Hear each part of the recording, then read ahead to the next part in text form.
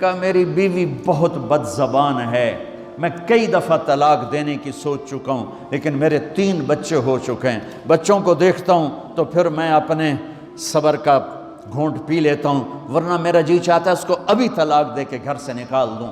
دولت بھی موجود ہے، خوبصورتی بھی موجود ہے، شکل بھی موجود ہے، عزت بھی موجود ہے، سہولت بھی موجود ہے، کیا چیز موجود نہیں؟ ایک خاتون مجھے ملنے آئی، ملانے والے نے مجھ سے کہا کہ اس کا خاوند کھربوں پتی، ارب پتی نہیں، کھرب پتی آدمی ہے، کھرب پتی پاکستان میں 2 4 10 آدمی ہیں۔ اس خاتون نے آ کر میرے سامنے بولنے سے پہلے ہی رونا شروع کر دیا، ورنہ پہلے کوئی عورت یا مرد آ کے دکھڑا سناتا ہے پھر روتا ہے، وہ روئی پہلے اور بعد وہ کہنے لگی مولانا صاحب مجھے لوگ بڑا خوش قسمت سمجھتے ہیں کہ میں بہت بڑے مالدار کی بیگم ہوں، لیکن میں لعنت بھیجتی ہوں اس کی دولت پر کہ اس کا رویہ ہی میرے ساتھ اچھا نہیں، تو میں ہیرے کے سیٹ کیا کروں، میں سونے چاندی کے سیٹ کیا کروں، میں یہ کروڑوں روپے کی گاڑی کو کیا کروں جب میرے خاوند کا رویہ ہی میرے ساتھ انسانوں والا نہیں ہے اور اس کے اخلاق اچھے نہیں ہیں۔ میں آگ لگا دوں اس ساری دھن دولت کو، مجھے محبت چاہیے، اخلاق چاہیے، وہ کوئی نہیں اس کے پاس۔ چند دن بعد دوسرا واقعہ سنا، ایک نوجوان بڑا خوبصورت، وہ بھی اسی طرح لیکن اتنا مالدار، کافی مالدار، وہ آ کے میرے پاس بیٹھ کے رونے لگا، مولانا صاحب اب میں کیا کروں، میری زندگی برباد ہو گئی، میرا اتنا عالی شان گھر ہے، اتنی اچھی میری کمائی ہے، آمدنی ہے، لیکن میں کیا کروں۔ یہ اسی کے الفاظ بتانے لگا ہوں، میری بیوی کی زبان 20 فٹ لمبی ہے، میں کہا رکھ دی کتنے 20 فٹ چاہتے، میں کہا وچوں 19 فٹ کٹ دے شاید کچھ کم بن جاوے، کہ میری بیوی بہت بد زبان ہے، میں کئی دفعہ طلاق دینے کی سوچ چکا ہوں، لیکن میرے 3 بچے ہو چکے ہیں، بچوں کو دیکھتا ہوں تو پھر میں اپنے صبر کا گھونٹ پی لیتا ہوں، ورنہ میرا جی چاہتا ہے اس کو ابھی طلاق دے کے گھر سے نکال دوں۔ دولت بھی موجود ہے، خوبصورتی بھی موجود ہے، شکل بھی موجود ہے، عزت بھی موجود ہے، سہولت بھی موجود ہے، کیا چیز موجود نہیں؟ اخلاق موجود نہیں، حسن سلوک موجود نہیں، پیار محبت موجود نہیں۔ اب اپنے گھروں میں اگر خوشی دیکھنا چاہتے ہیں، ہر رشتے کو اگر آپ آباد کرنا چاہتے ہیں تو میرے نبی والی محبت دینا سیکھیں، میرے نبی والی محبت دینا سیکھیں، اپنے بچوں کو بھی، اپنی اولاد کو بھی، اپنے بہن بھائیوں کو، اپنے ماں باپ کو، ساس بہو کو، بہو ساس کو، سسر بہو کو، بہو سسر کو، بھائی بھائی کو، بہن بہن کو، اللہ کے واسطے برداشت کرنا سیکھو۔ مجھے میرے رب کی قسم ساری دنیا کا چین و سکون برداشت میں ہے، صبر میں ہے، صبر میں ہے، صبر میں ہے۔ زبان ایک نوجوان میرے پاس آیا، کہا جی میری بیوی سے لڑائی ہوتی، مجھے کوئی تعویذ دو۔ میں نے کہا بیویوں پہ تعویذ اثر ہی نہیں کرتا۔ کہنے کا کیا کروں؟ میں نے کہا ایک عمل بتاتا ہوں، سنت عمل، کہ 1-2 لقمے اپنے ہاتھ سے بیوی کو کھلا دیا کرو۔ وہ کہنے لگا اس سے کیا ہوگا؟ میں نے کہا تو تم دیکھو گے، پھر میں پوچھوں گا تم سے کیا ہوگا۔ میں نے کہا یہ سنت عمل ہے، اس سے محبت بڑھے گی۔ کوئی 8-10 دن گزرے تو اس کا فون ویسے آ گیا حال احوال پوچھنے میرا، تو مجھے اپنی بات یاد آ گئی۔ میں نے کہا میری بات پہ عمل کیا تھا؟ کہنے لگا نہیں۔ میں نے کہا کیوں؟ کہنے لگا شرم آتی۔ میں نے کہا لڑتے ہوئے شرم نہیں آتی؟ کبھی کوئی کمزور سے بھی لڑتا، عورت تو بیچاری کمزور ہے، چلو یہاں کی عورتیں طاقتور ہیں، سنا ہے کہ بڑی شیرنیاں ہیں اور ان کے خامد سارے بکری، یہ شیر ہیں، الٹا ہی کام ہے، یہاں عورتیں شیر ہے، خامد بکریاں ہیں۔ چلو بھائی تم مہربانی کر کے اپنے خامدوں کو عزت دو، اور ان سے کہتا اپنی بیویوں کو عزت دو، محبت سے رہو۔ تو میں نے کہا بے وقوف، کبھی کمزور کے ساتھ بھی کوئی لڑتا ہے، اس میں تمہیں شرم نہیں آتی اور اس میں شرم آتی ہے؟ سنت۔ میں نے کہا چل کر اور مجھے بتا۔ کوئی 2 گھنٹے بعد اس کا فون آیا، کہا مولانا دوپہر کا کھانا تھا، میں نے اپنی بیوی کے منہ میں لقمہ جو دیا نا تو اس کا منہ وہیں کھلا رہ گیا۔ وہ کہنے لگی تو نے خود تو کیا نہیں، کسی نے تجھے بتایا ہے؟ کس نے بتایا؟ تو بتا، تیرے اندر یہ ظرف نہیں ہے، تمہیں یہ سبق کس نے پڑھایا ہے؟ اس نے کہا مجھے یہ سبق مولوی طارق جمیل نے پڑھایا۔ تو کہنے لگا میری بیوی نے ایسے اپنی جھولی اٹھا لی اور کہا مولوی طارق جمیل اللہ اس کے بچوں کو سلامت رکھے جس نے تمہیں انسان بنایا۔ میرے بھائی بہنوں صبر کرنا سیکھو۔ ہماری ایک دھوبند تھی ماسی شریفہ، مر گئی بیچاری، تو وہ آ گئی میری بہن کے پاس، چھوٹا قد، موٹی ڈٹی تو بڑی لڑک کی، پوری شیرنی۔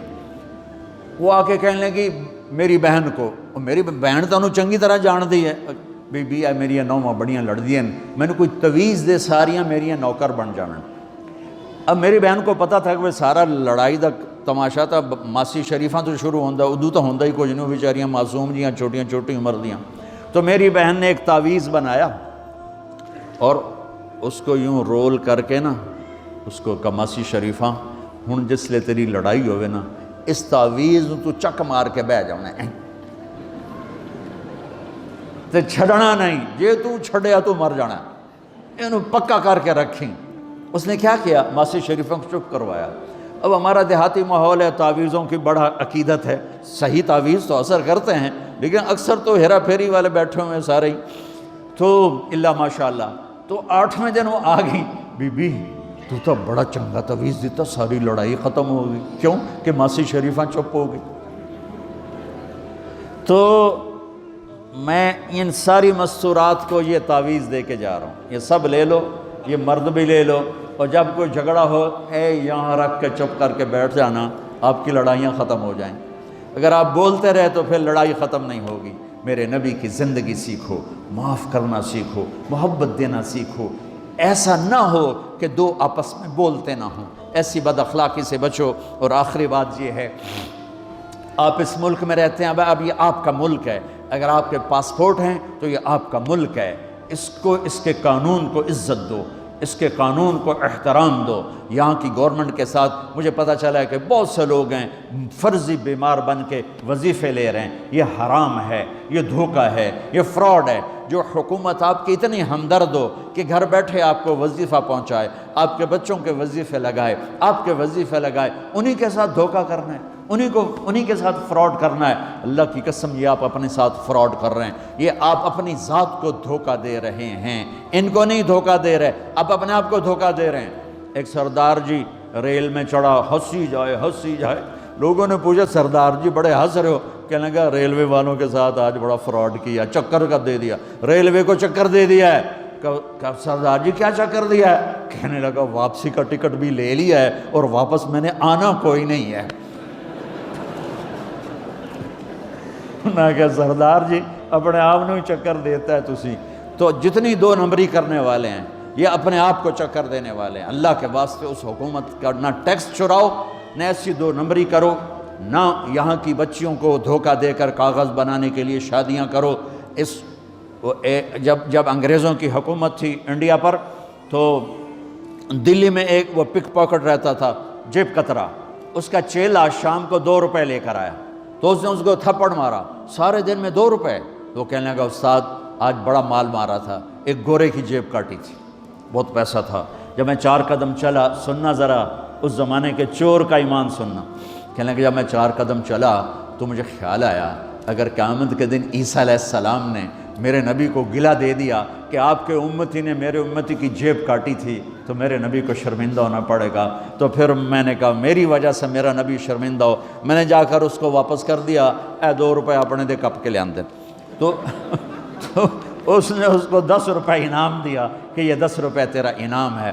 اب آپ اس ملک کے اگر ہیں، آپ کے پاسپورٹ ہیں تو آپ یہاں کے ہیں، آپ اپنے پیچھے اپنے رشتہ داروں کی مدد کریں، جو مرضی کریں، لیکن میرے بھائی بہنوں اسے اپنا ملک بنا کے چلو، یہاں غریبوں پہ خرچ کرو۔ زکوٰۃ تو مسلمان کو دی جاتی ہے کوئی شک نہیں، لیکن صدقات خیرات پیچھے بھیجنے کے بجائے یہاں کتنے غریب لوگ ہیں، کتنے ضرورت مند لوگ ہیں، کتنے لوگ ہیں جن کے پاس گھر کوئی نہیں، کتنے لوگ ہیں جو کونسل کی طرف سے وظیفہ لے کر روٹی کھا رہے ہیں اور وہ پوری نہیں پڑتی، ایسوں کو ڈھونڈ کے ان پر خرچ کرو، ان کی مدد کرو، کسی کی جانی خدمت کرو، کسی کی مالی خدمت کرو۔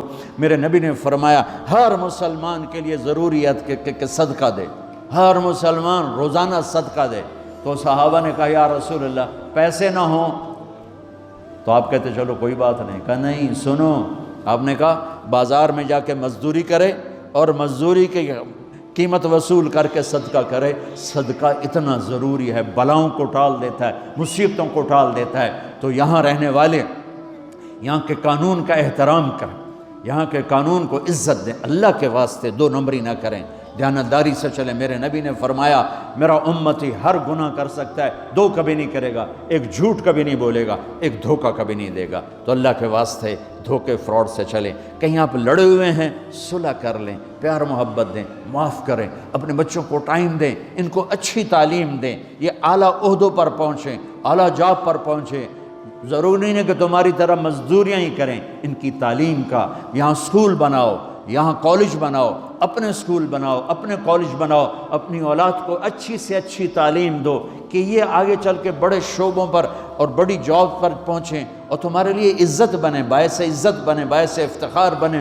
آپس کی پیچھے لڑائی چل رہی، اس نے 1 کنال کا گھر بنایا، میں نے 2 کنال کا بنایا، اور میں ایک جگہ گیا پہاڑ میرپور گیا، میرپور بڑے بڑے گھر شہر میں انٹر ہونے سے پہلے بڑے بڑے گھر، میں نے کہا یہ اور لگیں جیسے خالی، میں نے کہا یہ کیا ہے؟ میں پہلی دفعہ میرپور کہا یہ انگلینڈیوں کے گھر ہیں، ان کے مقابلے لگے رہتے ہیں، اس نے کنال کا بنا، میں 2 کنال کا بناؤں گا، اس نے 2 کنال کا بنا، میں 4 کنال کا بناؤں گا۔ بناؤ گھر اپنی ضرورت کے بنا لو، جب جانا ہو وہاں نہ تم جانے والے ہو پیچھے نہ تمہاری اولادیں، ان کو یہاں کی نسوار لگی واپس جائیں گے لوڈ شیڈنگ میں۔ ایک پٹھان بھائی ناراض نہ ہونا، ادھر بہت ہیں پٹھان، تو ایک پٹھان کا خرگوش گم ہو گیا، خرگوش، تو لوگوں نے افسوس کیا خان جی آپ کا خرگوش گم ہو گیا، کہنے لگا خوچا کوئی بات نہیں ہے، ہم نے اس کو نسوار کا عادی بنایا ہوا ہے، جب نشہ ٹوٹے گا ہمارے پاس آئے گا۔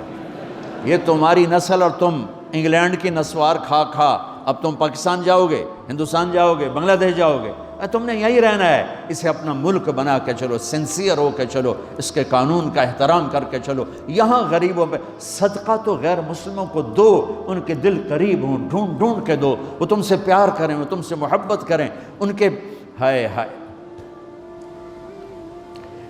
او میرے نبی تشریف فرما تھے، ایک طوائف گزری، طوائف پروسٹیٹیوٹ، وہ آپ کو دیکھ کے نا آپ کا مذاق اڑانے کے لیے، کیسا نبی ہے، اکیلے بیٹھ کے کھاتا ہے، کسی کو پوچھتا ہی نہیں۔ غیر مسلم، کافر، طوائف، کتنی برائیاں اکٹھی ہو گئی۔